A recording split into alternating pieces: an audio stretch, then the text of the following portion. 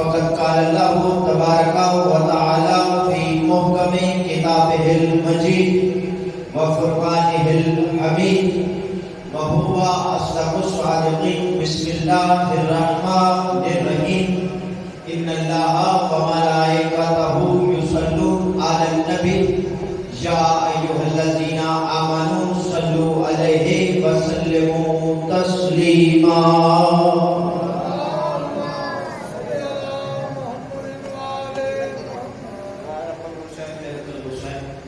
آپ سب کا اس عزت والے دربار میں آیا.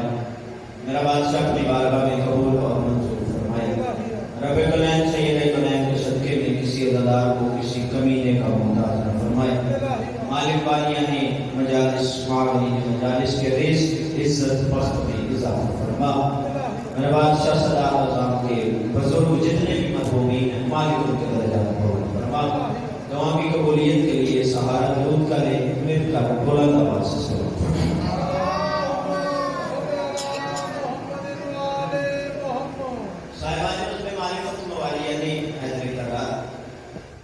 یکم محرم دروازہ کھل گیا حسین کے دربار کا.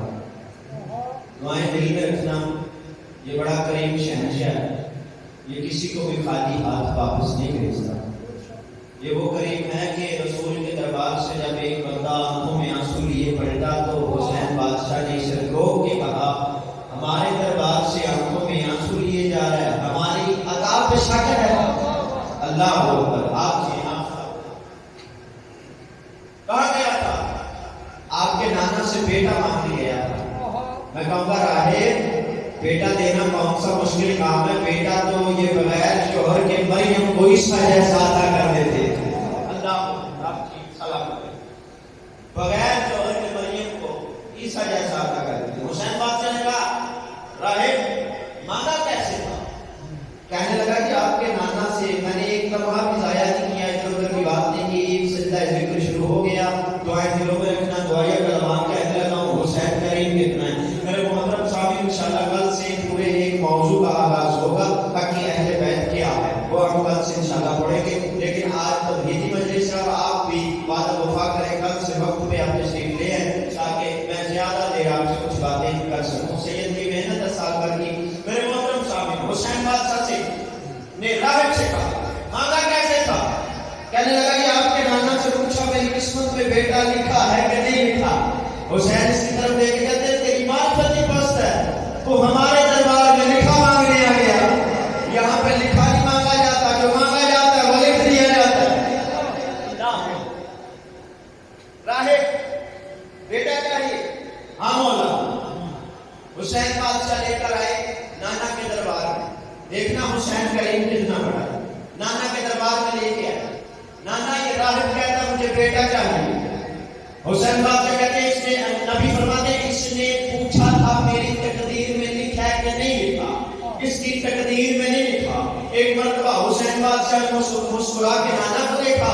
ایک مرتبہ حسین بادشاہ نے مسکرا کے راہب کو دیکھا اور مسکرا کے حسین بادشاہ کہتے ہیں راہب بیٹے چاہیے. آپ مانا بیٹے چاہیے. کہا لے ایک بیٹا, لے 2 بیٹے, لے 3 بیٹے, لے 4 بیٹے, لے 5 بیٹے, لے 6 بیٹے, لے 7 بیٹے. کتاب کا نام ہے الحسین.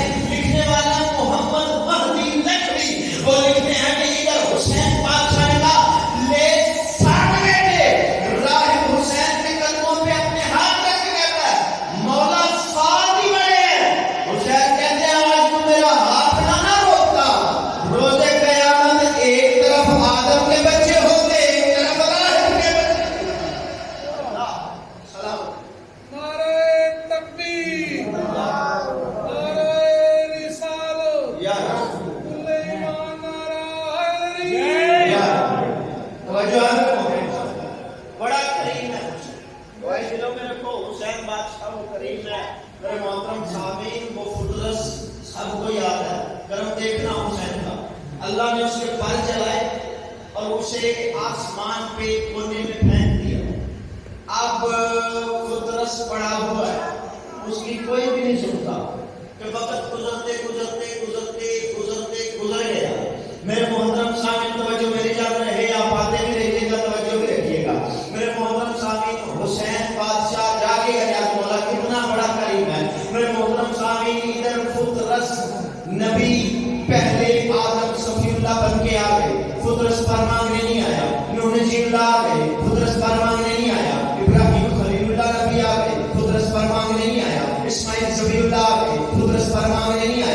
موسیٰ کلیم اللہ آ گئے. موسیٰ کلیم اللہ ہے, علی کلام اللہ ہے.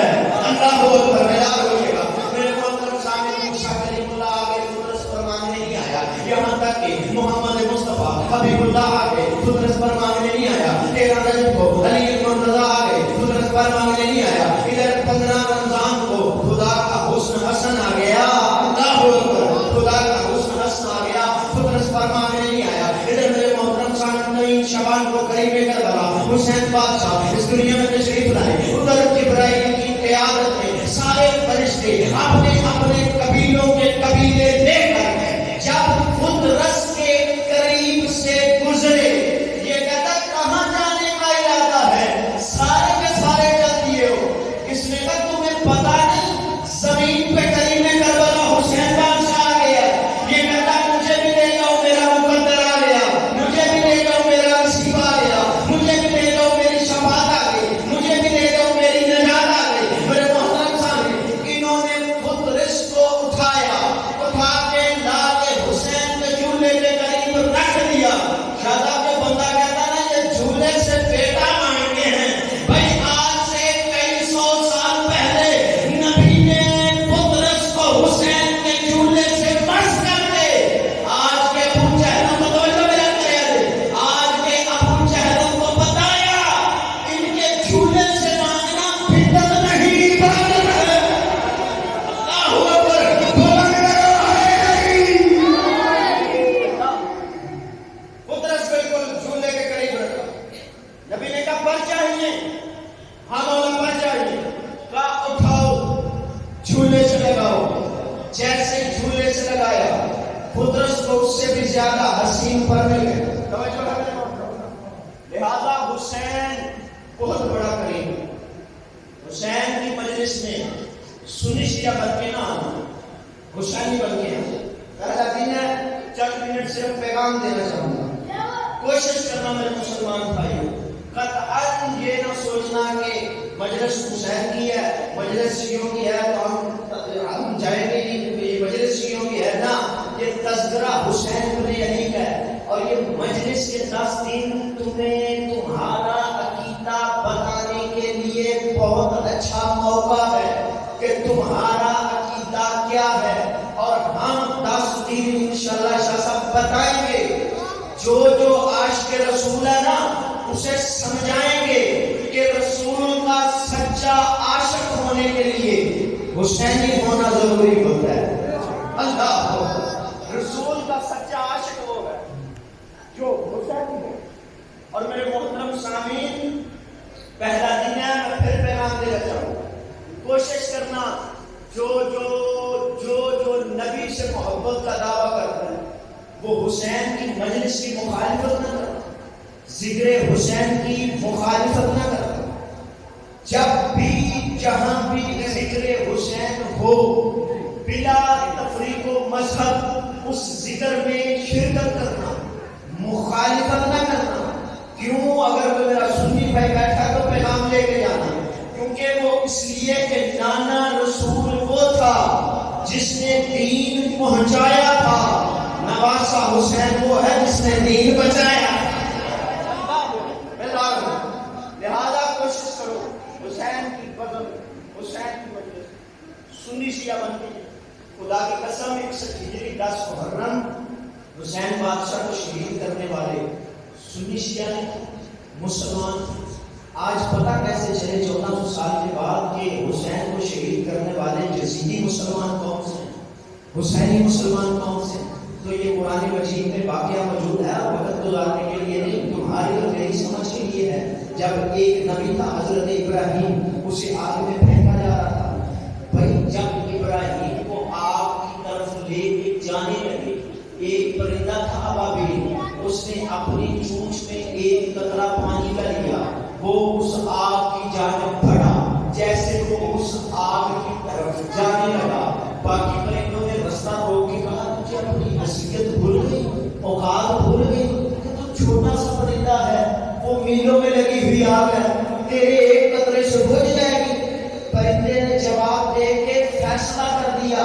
اس نے کہا پتہ مجھے بھی ہے کہ اس چونچ کے ایک قطرے پانی سے آگ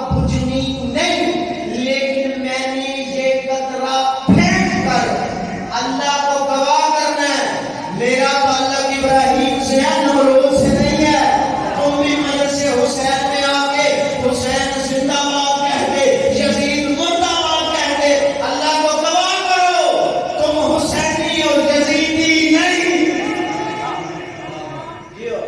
تم حسینی یزیدی، یہ دن ہے عقیدہ بنوانے، یہ دن ہے تمہارے پاس کہ تم اپنا عقیدہ بنواؤ۔ خدا کی قسم، عاشق رسول، رسول کے عاشق ہونے کا دعویٰ کرنے والے برادران اہل سنت ملت مسلمان ربیع الاول میں گلی گلی جشن بھی منایا، گلی گلی جلوس بھی نکلا، نہ جلوس پہ پابندی نہ جشن پہ پابندی، کسی قسم کا کوئی اختلاف نہ ہم نے کیا۔ ہم بھی اپنے نبی کا جلوس لے کے نکلے، ہم بھی اپنے اہل سنت بھائیوں کے ساتھ گلی گلی گئے، شہر شہر گئے، ہم نے ہر جگہ جا کے یا نبی اللہ سیدی مرشدی یا نبی کا نعرہ لگایا۔ ہم نے اپنے اہل سنت بھائیوں کا ہر موقع پر ساتھ دیا۔ خدا کا واسطہ ہے، اگر تم رسول کے سچے عاشق ہو اور دعویٰ کرتے ہو کہ ہم عاشق رسول ہیں اور آج مخالفت مجلس حسین کی کرو، تو یہ جچتا نہیں، یہ بنتا نہیں، یہ سلتا نہیں کہ بندہ کہے میں عاشق رسول ہوں اور مخالفت مجلس حسین کی کرے۔ نہ میرے محترم سامنے، یہ بنتا ہی نہیں۔ میرے محترم سامنے، عاشق رسول اسے کہتے ہیں جو نبی سے پیار کرے، حسین اسے کہتے ہیں جس سے کبھی پیار کرے۔ اللہ اسے نبی پیار کرے، وہ ہے حسین۔ تبلیغی مجلس ہے، پیغام دیکھنا، کوشش کرو ذکر حسین کی مخالفت نہ کرو۔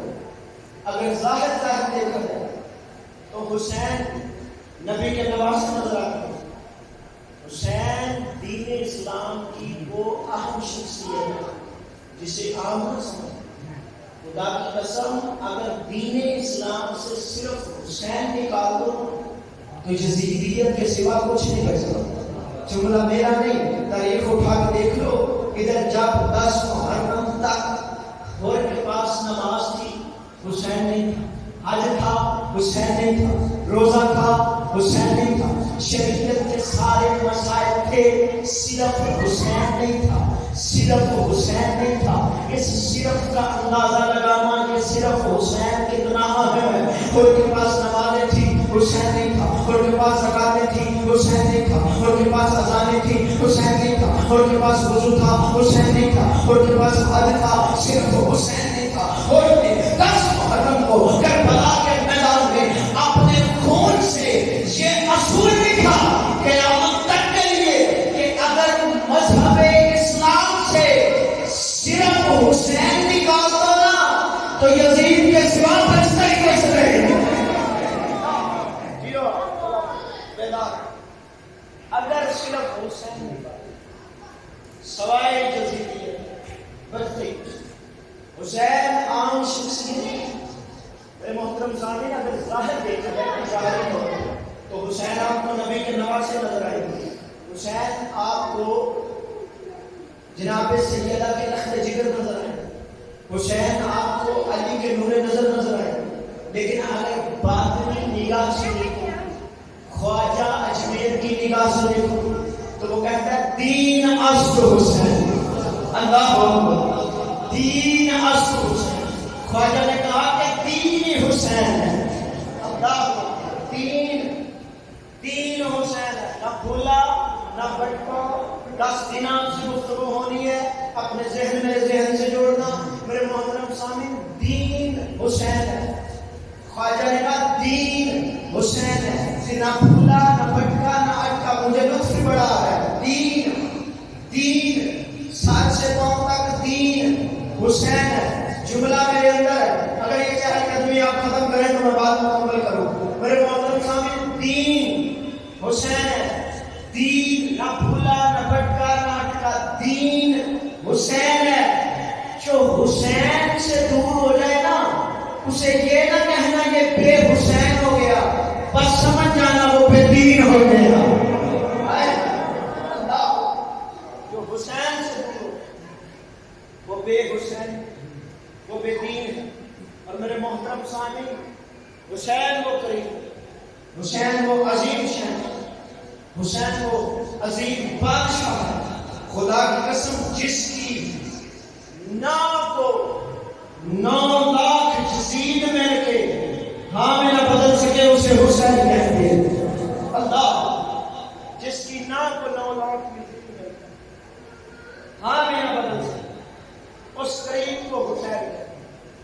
دین ہے حسین.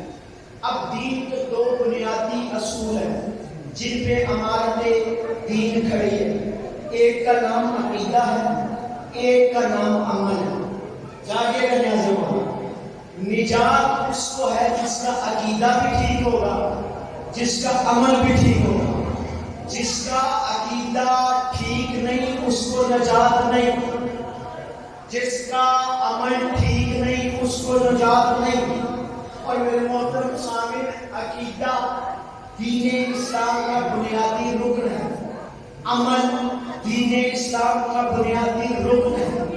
اب دین اسلام کے ان دونوں اصولوں کا تعلق، عقیدے کا تعلق فضائل اہل بیت کے ساتھ ہے، جاگے رہنا، اور عمل کا تعلق مسائل کے ساتھ.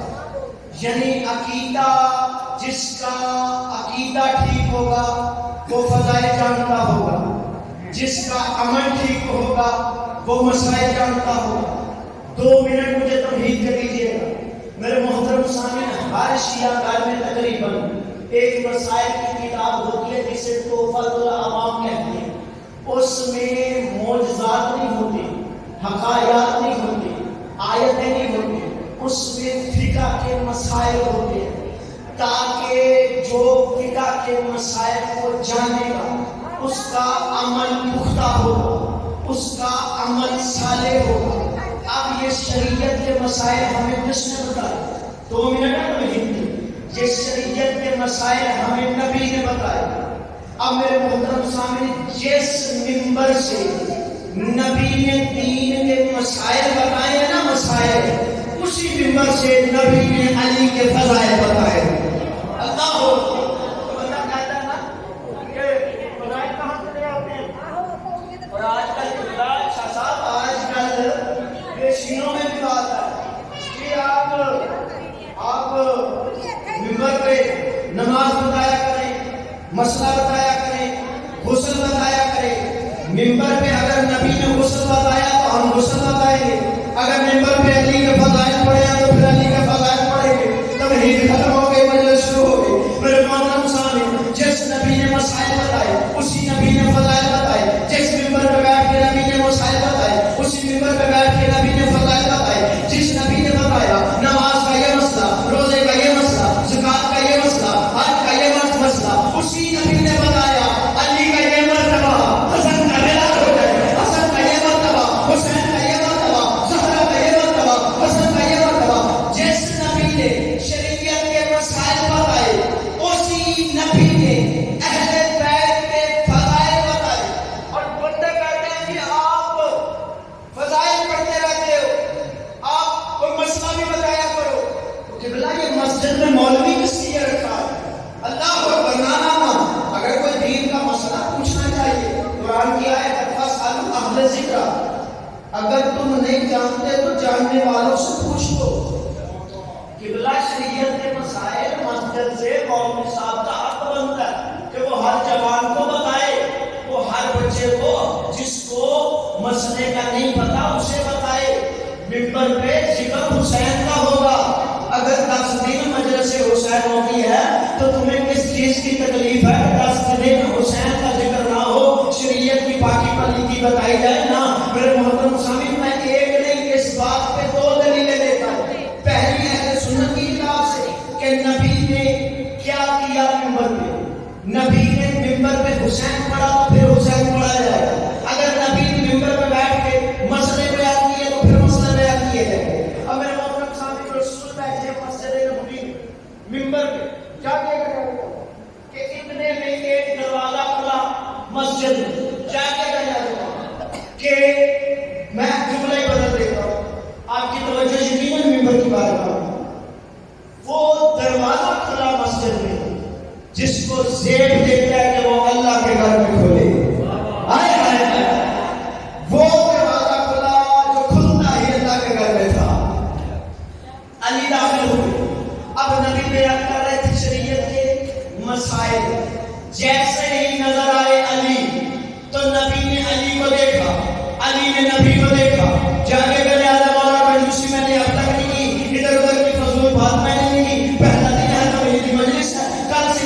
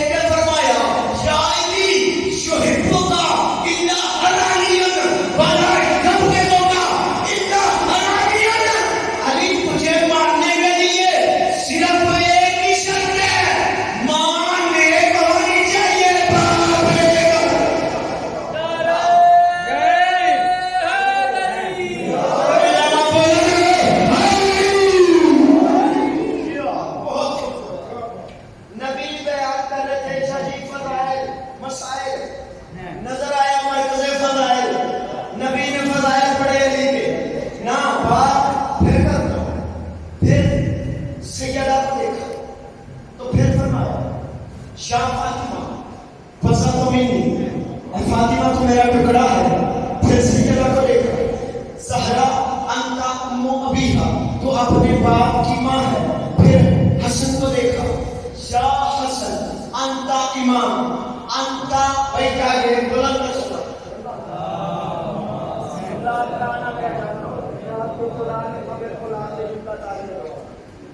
انتا امام جو ہے آپ بالکل آخری جملہ میں جانے لگو. انتا امام, اے حسن تو امام ہے. پھر حسین کو دیکھا, الحسین منی وانا من الحسین, حسین تو مجھ سے ہے میں تجھ سے ہوں. یعنی نبی نے جب بھی مرکز فضائل کو دیکھا تو منبر پہ مسائل کو چھوڑا, فضائل کا بیان کیا. دلیل دو دلیلیں اور دیتا ہوں, کال میں دعا ہو. قبلہ بات ہو رہی ہے کہ منبر پہ مسائل پڑھے جائیں یا فضائل پڑھے جائیں. قبلہ اگر نبی نے فضائل پڑھے تو پھر فضائل پڑھنے چاہیے. جب حسین آ جائے تو نبی کہتے ہیں مسائل روکو, حسین کے فضائل پڑھو. دلیلیں دو دیتا ہوں, ایک سنی کتاب سے, ایک شیعہ کتاب سے, ایک جملہ مصاحب کا طالب دعا. کل انشاءاللہ مکمل ڈیوٹی ہوگی. پہلی دلیل میرے محترم سامنے, ہمارا عقیدہ کچھ دنیا سے الگ ہے. اہل سنت کتاب نے لکھا, انہوں نے لکھ تو دیا کہ بچپن میں حسین تھے, حسین مسجد میں داخل ہوئے کہ حسین بادشاہ کے, میں تو ادب سے لفظ کہوں گا نا, حسین بادشاہ کے قدموں نے جاگے گیا زمانہ. حسین بادشاہ جیسے چلے نانا کی طرف کہ حسین بادشاہ کے جسم کا بھوسا زمین مسجد میں لیا. اہل سنت روایت ہے کہ حسین گر گئے, حالانکہ انہوں نے چلو لکھ دیا. میں انہیں یہ بتانا چاہتا ہوں کہ ان کا بچپن ہوتا ہے لیکن ان کے بچپن میں بچپنا نہیں ہوتا ہے. اللہ کو بدلا ہوتا ہے. اب حسین بادشاہ کو نبی نے بیان کر رہے تھے مسائل.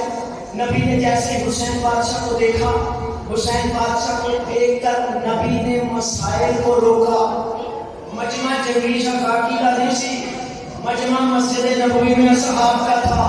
خطیب حسنین باجوہ نہیں تھا, خطیب کائنات کا رحمت للعالمین تھا.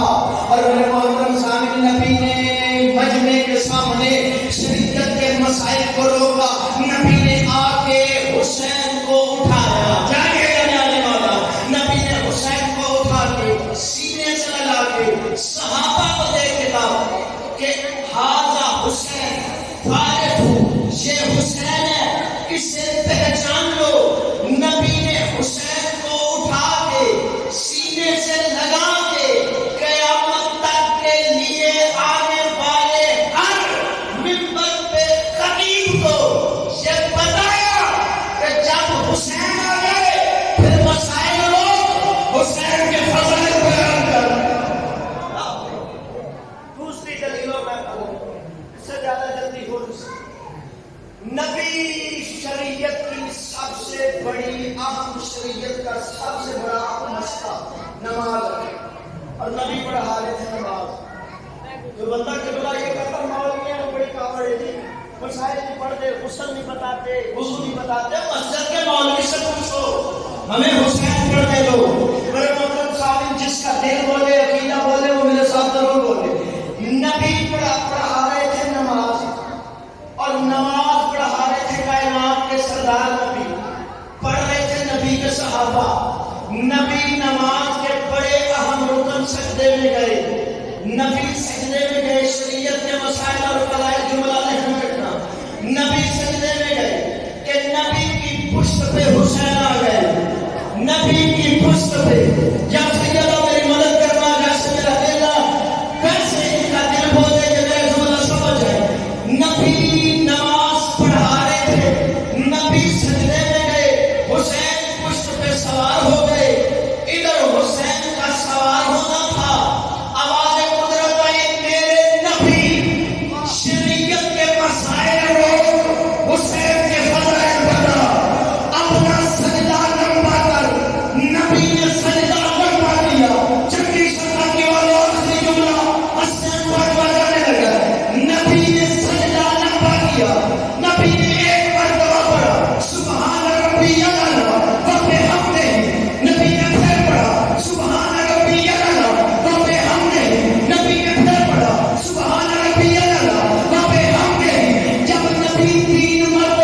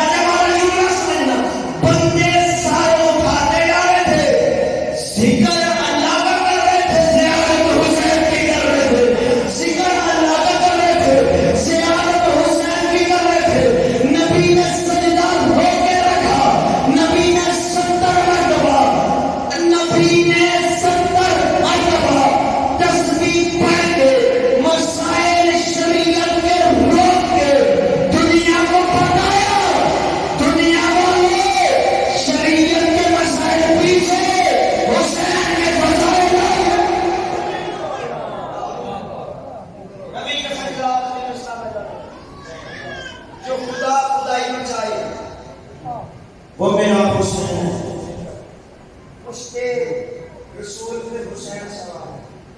میرا بھی میری جان ہے مالک عزت محمد کا بھی بلند کرے. نبی کا سجدہ حسین سوار. ذہن میں رکھو 4 میں سے ایک جملہ حسین کا بجانا ہے. نبی کی پشت حسین سوار. جو خدا خدائی بچائے وہ میرا حسین ہے. جو خدا خدائی بچائے وہ میرا حسین ہے. جو سجدے میں سر کٹائے وہ میرا حسین ہے. جہاں خدا کے سوا کوئی دوسرا نہیں ہوتا. نماز جہاں خدا کے سوا کوئی دوسرا نہیں ہوتا وہاں خیال محمد میں جو آئے وہ میرا حسین ہے. بلند کرو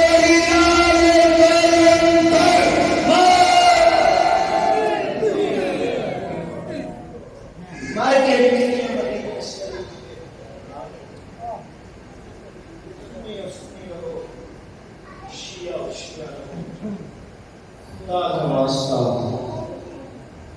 عزاداری کا مذاق نہ ہونا. کوشش کرنا ان دنوں رسول کی بیٹیوں کو پرسہ ضرور دینا.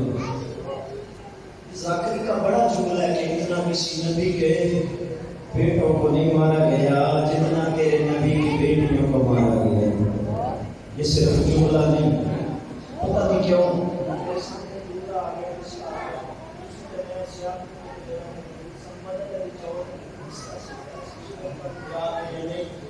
وہ کہتا ہے کہ اگر رسیوں میں نہ بندھی رہتی سکینہ تو تسبیح کے دانوں کی طرح بکھر جاتی سکینہ.